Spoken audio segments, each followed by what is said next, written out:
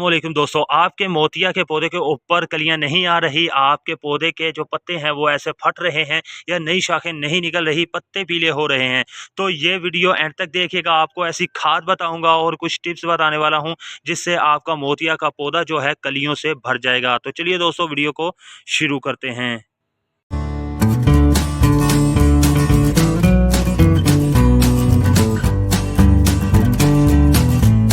भी आप मोतिया मोगरा का पौधा अपने घर पर गमलों के अंदर लगाने लगे हैं तो कोशिश करें ऐसा गमला चूज़ करें जो तकरीबन 14 इंच से बड़ा हो, या 14 इंच का गमला लाजमी होना चाहिए। अगर 14 इंच से बड़ा होगा, 18 इंच का गमला अगर आप चूज़ करते हैं तो आपका पौधा ना सिर्फ बुशी होगा बल्कि इसकी ग्रोथ भी तेज़ी से बढ़ेगी, और जितना ये बुशी और जितनी तेज़ी से इसकी ग्रोथ बढ़ेगी उतना ही इसके ऊपर बेशुमार कलियां भी आएंगी, क्योंकि इसे स्पेस बहुत ज़्यादा मिल जाएगी।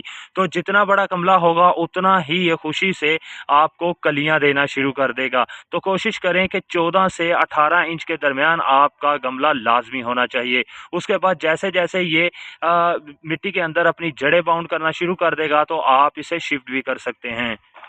दूसरी टिप ये है दोस्तों कि जब भी आप मोगरा मोतिया का पौधा अपने घर पर गमलों में लगा रहे हैं तो आपके पौधे की जो मिट्टी है वो वेल ड्रेन होनी चाहिए, सॉफ्ट होनी चाहिए। क्योंकि अगर इसकी मिट्टी वेल ड्रेन सॉफ्ट नहीं होगी तो ये इसके अंदर अच्छे तरीके से ग्रोथ नहीं कर पाएगा। आप देख सकते हैं कि ये ऐसी मिट्टी है कि ये देखें बिल्कुल नरम है, और ये भल मिट्टी है जो नर्सरी से मिलती है। इसके अंदर आपने 50% भल मिट्टी लेनी है, 30% आपने लीफ कंपोस्ट या काउ डंक डिकम्पोज्ड आपने यूज़ करना है, और इसके अलावा आप रेत 10% ऐड कर लें, और इसके अंदर आप कोकोपीट ऐड कर सकते हैं। अगर आपके पास कोकोपीट मौजूद नहीं है तो लीफ कंपोस्ट या वर्मी कंपोस्ट इसके अंदर लाजमी ऐड करें, तो ये इस मिट्टी के अंदर खुशी से चलेगा और ज़्यादा तेज़ी से ग्रोथ करेगा। नंबर पर अगर आप चाहते हैं कि आपकी एक शाख के ऊपर बेशुमार कलियां निकलना शुरू हो जाएं तो कोशिश करें कि साथ साथ टिप प्रूनिंग भी करते रहें।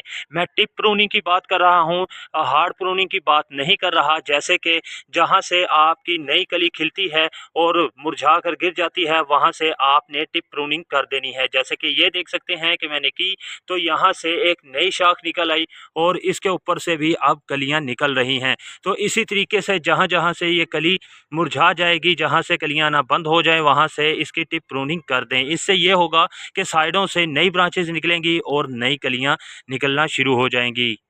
4, चौथे नंबर पर जी, मोगरा के पौधे के ऊपर ज़्यादा तो कोई कीड़ा हमला नहीं करता, लेकिन अक्सर ऐसा हो जाता है कि नमी के दिनों के अंदर कुछ कीड़े मोगरा के या मोतिया के पौधे के ऊपर हमला कर देते हैं। तो ऐसे में अगर आपके पत्ते ऐसे मुड़ रहे हैं या कट फट रहे हैं तो कोशिश करें कि फ़ौरन से इसके ऊपर स्प्रे कर दें।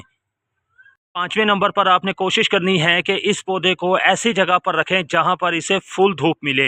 इसे फुल धूप मिलेगी तो ये अच्छे तरीके से ग्रोथ करेगा और इसके ऊपर ज़्यादा कलियां आना शुरू हो जाएंगी।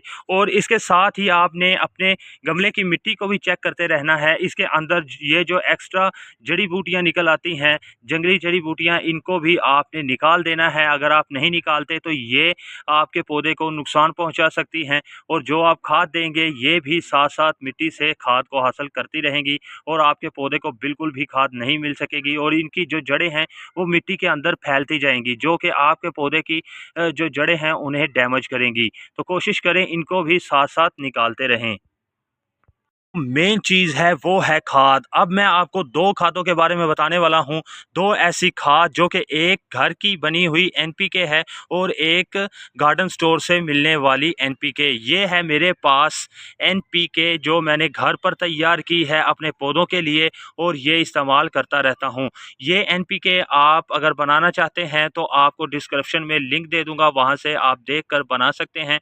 तो ये जी अगर आप यूज़ कर रहे हैं तो इसके बड़े गमले के अंदर आपने 2 चम्मच इस तरीके से मिट्टी के सरफेस एरिए पर आपने स्प्रिंकल कर देने हैं। ये है ऑर्गेनिक एनपीके। इसकी स्प्रिंकल करने के बाद हल्की सी इसकी आप गोडी कर दें ताकि ये मिट्टी के अंदर मिक्स हो जाए। तो इसके अंदर मौजूद है प्याज के छिलके, अंडे के छिलके हैं, इसके अंदर बुझा हुआ चूना मौजूद है, चाय की पत्ती मौजूद है और केले के छिलके मौजूद हैं। तो इसके बाद जी हमारे पास मौजूद है जो है बाज़ार से, गार्डन स्टोर से एनपीके मिलती है। तो ये मेरे पास है 5, 15, 45। आप मौसम के लिहाज से ये गार्डन स्टोर से ख़रीद सकते हैं। अगर बहुत ज़्यादा गर्मी है तो आप 5, 15, 45 यूज़ कर लें, 20-20-20 यूज़ ना करें। और अगर सर्दी का मौसम यानी कि टेम्परेचर कम है तो आप 20-20-20 भी इस्तेमाल कर सकते हैं। तो ये जी आप अगर इस्तेमाल कर रहे हैं तो इसके आप 18 इंच के गमले के अंदर तकरीबन 15 से 16 दाने स्प्रिंकल कर सकते हैं। तो इस तरीके से आप स्प्रिंकल करेंगे और स्प्रिंकल करने के बाद गोडी कर देंगे। इस तरीके से इसकी गोडी कर देनी है ताकि दोनों खादें इसके अंदर मिक्स हो जाएं। तो कोशिश करें कि आप ऑर्गेनिक खाद इस्तेमाल करें। अगर आप एनपीके केमिकल यूज़ करना चाहते हैं तब भी ठीक है, क्योंकि इसके अंदर से हमने कुछ खाना नहीं है, सिर्फ फूल ही हासिल करने हैं। तो आप कोई भी खाद इस्तेमाल कर सकते हैं। और इसके बाद ये जो मैंने खाद आपको बताई है ये तेज़ी से आपके पौधे की ग्रोथ में मदद करेगी।